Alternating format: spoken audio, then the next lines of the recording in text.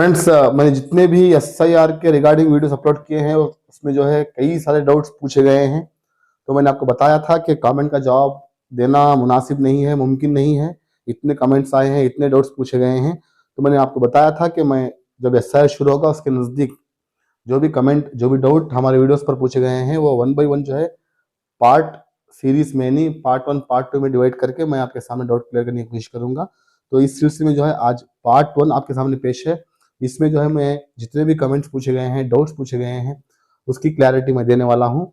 ये वीडियो तमाम लोगों को बहुत जो है हेल्पफुल साबित होगा, क्योंकि कई सारे लोगों को अभी पता नहीं है कि SIR क्या है, प्रोसेस कैसे करना है, इन्वेस्टमेंट फॉर्म कैसे भरना है। तो आइए आज देखते हैं पार्ट 1 में जितना भी हो सके उतना मैं जो है कवर करने की कोशिश करूंगा। Welcome to my other video. तो फ्रेंड्स, यहाँ पर कमेंट्स की लिस्ट आपके सामने पढ़कर जो है मैं आपका डाउट क्लियर करने की कोशिश करूंगा।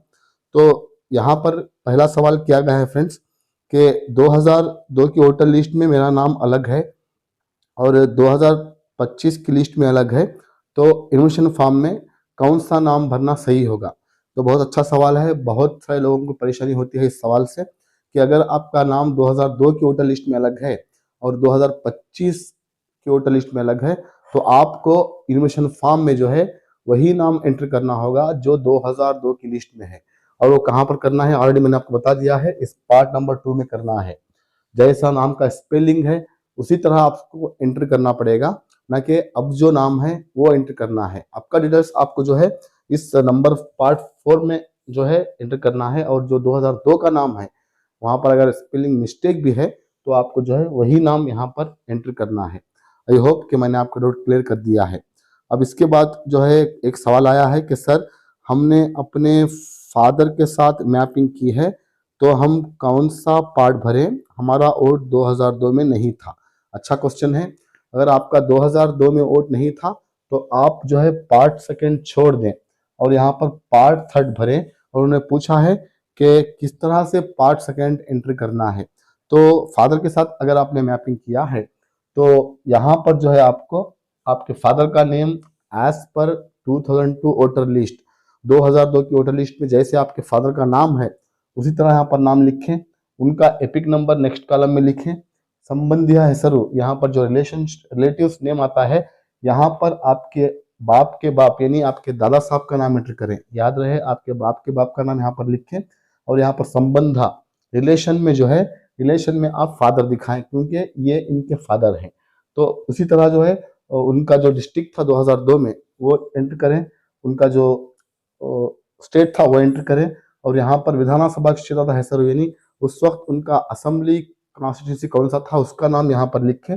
साथ में यहाँ पर असेंबली कॉन्स्टिट्यूंसी नंबर, उसके बाद पार्ट नंबर और सीरियल नंबर एज पर 2002 की वोटर लिस्ट के तहत ही लिखें। तो यहाँ पर मैं उम्मीद करता हूँ कि मैंने आपका सवाल का जवाब दे दिया है। अगर कोई डाउट है तो कमेंट कर सकते हैं। फ्रेंड्स, अब इसके बाद बात करता हूँ कि सर हमारे फादर का इंतकाल हो चुका था 2002 में, उन्होंने वोट नहीं किया और हमने हमारे मदर के साथ, हाँ मदर के साथ जो है हमने मैपिंग करवाई है, तो हम कौन सा पार्ट भरें और डिटेल्स क्या फिलअप करें। अच्छा सवाल है। अगर आपने अपने मदर के साथ जो है मैपिंग करवाई है और आपका जो आपके जो वालिद हैं वो 2002 में नहीं थे, जिसकी वजह से आपने अपनी माँ के साथ जो है आपने मैपिंग करवाई है, तो आपको पार्ट नंबर 3 भरना पड़ेगा, इस पार्ट को छोड़ देना पड़ेगा। तो यहाँ पर आपके मदर का नाम एज पर 2002 वोटर लिस्ट के तहत आप यहाँ पर लिखें, उनका एपिक नंबर लिखें। संबंधी है सर रिलेटिव नेम में अगर आपके फादर का नेम है उनके कार्ड में तो फादर का नाम लिखें, और संबंध रिलेशन में जो है आप यहाँ पर हस्बैंड लिखिए क्योंकि ये जो है इनके हस्बैंड हैं। तो रिमेनिंग चीज़ें जो है एज पर उनका voter ID, assembly constituency number, assembly constituency name, part number, serial number जो भी उनके वोटर लिस्ट में है वो तमाम लिख दे, तो आपको जो है ये पार्ट भरने की ज़रूरत नहीं है, कतई ज़रूरत नहीं है। मैं उम्मीद करता हूँ मैंने आपका सवाल का जवाब दिया है। तो यहाँ पर अगला सवाल है कि मेरा वोट 2002 में नहीं था और मेरे माँ बाप का भी वोट नहीं है, तो मैं क्या करूँ, थोड़ा इसके बारे में क्लैरिटी कीजिए। देखिए, अगर आपका वोट भी 2002 की वोटर लिस्ट में नहीं है, आपके पेरेंट्स का भी वोटर लिस्ट में नाम नहीं है, तो आपको चाहिए कि आप अपने नाना या नानी या दादा या दादी, ग्रैंड पेरेंट्स का नाम ढूंढें। अगर इन चारों में से किसी एक का नाम ही मिल जाएगा तो आप पार्ट 4 में यहाँ पर एंट्री करें। याद रखें, दादा या दादी और नाना या नानी। अब ये कहाँ से मिलेगा? ये आपको 2002 की वोटर लिस्ट में ही मिलेगा। जिस तरह से 2002 की लिस्ट में आपके नाना नानी दादा दादी का नाम है, उसी तरह वोटर लिस्ट में सर्च करें। अगर कनाडा में है तो वैसे ही आप सर्च करें तो वहाँ पर डिटेल्स उनका मिल जाएगा, पार्ट नंबर, ये सी नंबर, ये सी नेम, सीरियल नंबर। तो उसी तरह जो है आप भर्ती करें और उन्हीं के साथ मैपिंग करवाएं, क्योंकि मैपिंग का प्रोसेस चालू है। अगर आपके पेरेंट्स का नाम नहीं मिल रहा है, उन्होंने वोट नहीं किया है, तो आप 4 लोगों के साथ जो है मैप करवा सकते हैं। तो अगर इसके बारे में कोई डाउट है तो कमेंट जरूर करें। उम्मीद करता हूँ मैंने आपके सवाल का जवाब दे दिया है। तो फ्रेंड्स, यहाँ पर बात करते हैं, हम जो है 2002 में दूसरे एरिया में थे, मगर अब हमारा एरिया दूसरा है। तो यहाँ पर जो है हमारे आईडी कार्ड का हमारे आपके आईडी कार्ड का पता अलग है। तो हम क्या करें? क्या बीएलओ हमारे नए घर पर आएंगे? तो क्या हमें क्या करना चाहिए? हाँ, इनका मतलब है कि उनका जो घर था वो दूसरा था, अब उन्होंने शिफ्टिंग कर ली है दूसरे एरिया में। तो क्या बीएलओ इन्फॉर्मेशन फॉर्म लेकर आएंगे? देखिए, जो आपके वोटर आईडी कार्ड में एड्रेस है उसी एड्रेस पर बीएलओ आएंगे। 1 मरतबा आएंगे, 2 मरतबा आएंगे, 3 मरतबा आएंगे, उसके बाद नहीं आने वाले और ना ही वो आपको कॉल करेंगे। आपको चाहिए जब 30 जून शुरू होगा तो आपको उसी एरिया के एड्रेस पर जाना होगा और बीएलओ से कांटेक्ट करना होगा। उनके पास जो है इन्फॉर्मेशन फॉर्म लेना होगा और फिलअप करके देना होगा। आप ये समझ कर ना बैठें कि बीएलओ आपके नए एड्रेस पर आएंगे ढूंढते हुए, ऐसा नहीं है। आपने अगर घर शिफ्ट कर दिया है, दूसरे एड्रेस पर है, आपका आईडी कार्ड दूसरे एड्रेस पर है, तो जहां का एड्रेस आपके वोटर आईडी में है वहां पर ही बीएलओ आएंगे।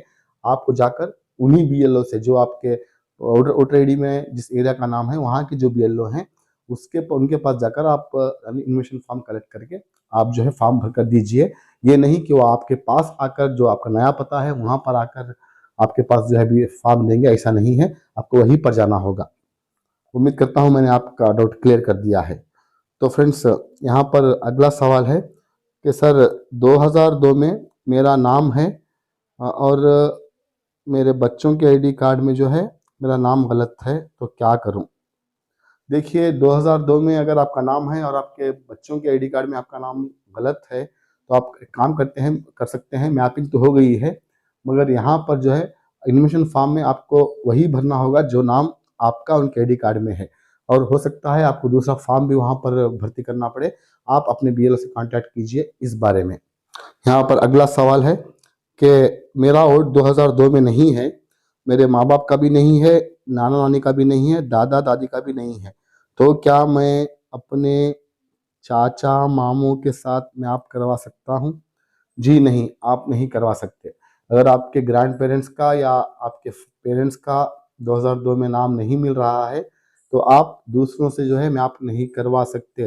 आपको चाहिए कि आप सही तरीके से सर्च करें, जो 2002 की लिस्ट में उनका नाम था उसी तरह सर्च करें, क्योंकि वहाँ पर पिछले साल 2002 में जो है लिस्ट कनाडा में थी, तो अब भी लिस्ट कनाडा में भी है। तो आप कनाडा में जिस तरह से है उसी तरह सर्च करें, मिल जाएगा। और इसके बावजूद नहीं मिला तो वहाँ पर जो है आप दूसरों के साथ मैप नहीं करवा सकते। तो आपको जो है ये 2 पार्ट छोड़ने पड़ेंगे और यहाँ पर 1 पार्ट भरकर जो है आपको एक फॉर्म सबमिट करना पड़ेगा। इसके बारे में बीएलओ आपको बता देंगे, आप अपने बीएलओ से कांटेक्ट कीजिए। सर, यहाँ पर अगर हमारा नाम 2002 में नहीं है, हमारे ग्रैंड पेरेंट्स का नहीं है, हमारे पेरेंट्स का नहीं है, तो फॉर्म कैसे भरना है इन्यूमरेशन? देखिए, 2002 में अगर आपका भी नाम नहीं है, आपके पेरेंट्स का भी नहीं है, ग्रैंड पेरेंट्स का भी नहीं है, तो आपको जो है ये 2 पार्ट छोड़ देना है, पार्ट नंबर 2, पार्ट नंबर 3। तो ये जो पार्ट है, एज पर यहाँ पर जो डिटेल्स आते हैं मैंने ऑलरेडी बता दिया है, उसके तहत ही आपको यहाँ पर फिलअप करना है। उसके बाद जो है आपको एक नोटिस आएगी, वो नोटिस आने के बाद फॉर्म नंबर 6 आपको भरना है। परेशान ना हो, घबराइए नहीं, सिर्फ नोटिस आएगी, आप उसका जवाब दे देना। बीएलओ के पास आपके डॉक्यूमेंट्स में से 11 डॉक्यूमेंट्स में से एक डॉक्यूमेंट दिखा देना, सबमिट कर देना, तो वो ले जाकर जो है आपका डॉक्यूमेंट सबमिट कर देंगे। तो फ्रेंड्स, याद रहे, अगर आपका नाम या आपके पेरेंट्स का नाम या ग्रैंड पेरेंट्स का नाम 2002 की लिस्ट में नहीं है तो आपको ये कोई भी जो है कॉलम नहीं भरना, आपको सिर्फ ये कॉलम भरना है। तो फ्रेंड्स, इस वीडियो में बस इतना ही। पार्ट सेकंड में रिमाइनिंग जो भी क्वेश्चन हैं उसका डाउट जो है मैं क्लियर करने की कोशिश करूंगा। वीडियो को लाइक और शेयर जरूर कीजिए। Thank you for watching. Stay safe, stay blessed always.